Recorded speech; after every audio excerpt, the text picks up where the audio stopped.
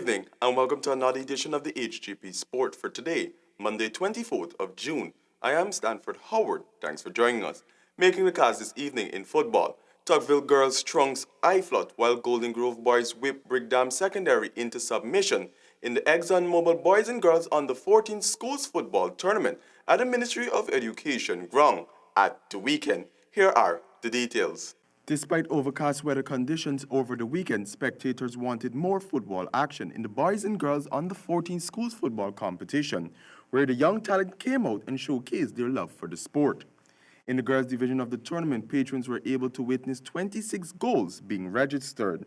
In week 2 of the competition, it was an all-female collision between Tugville and IFLOT girls, who took to the field along with Lodge and New Camberville. It was an easy trip for Lodge as they got over the line with a lone goal from Michelle Filter in the 27th minute to secure a 1-0 victory over Camberville. In the Tugville game, Katiana Molnik was the first to register the opening goal in the match in the 8th minute. Just a few minutes later, she registered her second goal in the 13th minute to give her side a 2-0 advantage going into the second half.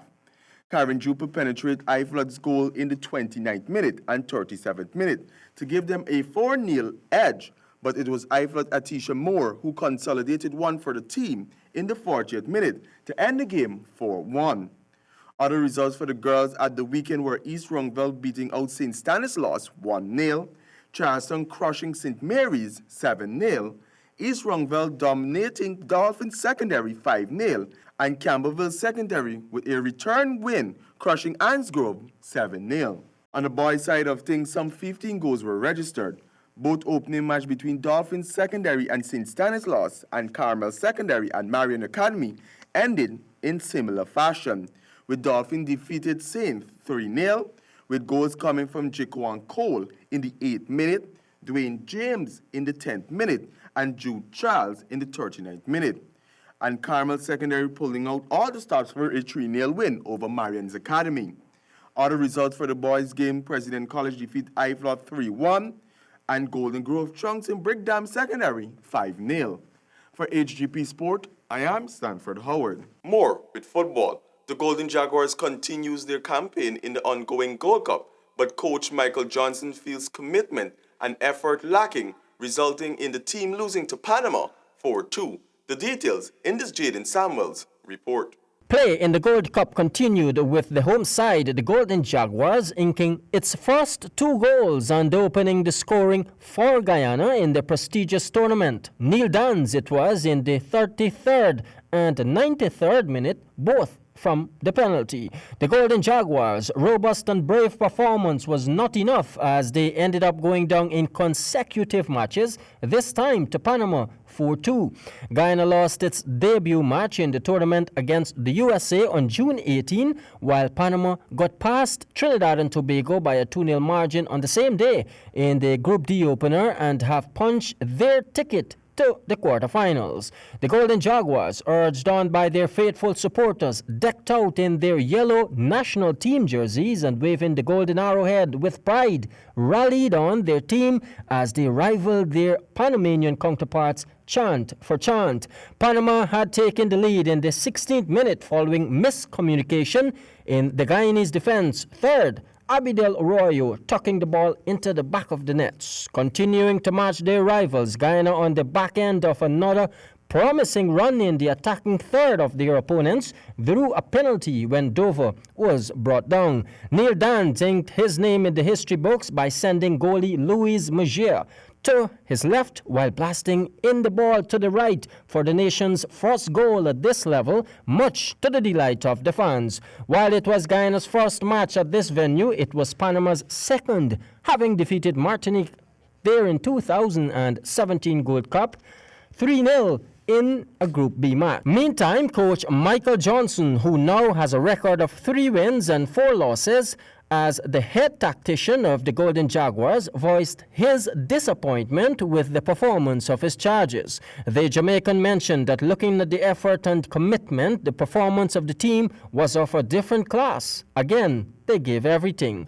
What I was disappointed with was the way we utilized the ball. We weren't efficient with it, we weren't careful with it, and the final goal started with a bad pass from us in a comfortable position with the ball. Johnson lamented the fact that the first penalty was not even a penalty and felt harshly done by it. He questioned the referee deciding to call for a retake without the assistance of the video assistance referral. Jaden Samuels, HGP Sport. Now switching our attention to some golf news. After poking their way to the top, Hanif, Passad and Pope Emmanuel take the best wines in the Wine Cellar and Massey's Distribution inaugural Golf Classic at the weekend. Here are the details. Emmanuel London took control of Lusignan Golf Course to offer an overall best net score of 63. A mark none following was able to come close enough in the refreshing Wine Cellar and Massey's Distribution inaugural Golf Classic. In the handicap 0 to 9 category, club president Halim Hussein trailed 3 strokes behind champion Richard Hanif, who stated that I just meant to enjoy myself in this tournament, and the company of Anand, Chanel, and Eureka greatly encouraged me to maintain a good performance, even exceeding in my initial expectations. Richard offered the best gross score of a 75 in the tournament. Winners were Richard Hanif, 66.9, and Halim, 69.9. In the 11 to 19 flight, winners were club secretary Rahabanath Pandit Ravi Prasad with 67.18 and club treasurer Arisoni Saw 68.15. In the 20 to 28 flight, Pope Emmanuel London 63.24 set a fantastic first place score, which was the tournament's best net performance of the day, while a much improved Maxim Mangar offered 66.24 to be placed second. Other performance worthy of note in this flight were Brian Hackett, 70.21, and Gomero Escarag, 77.21.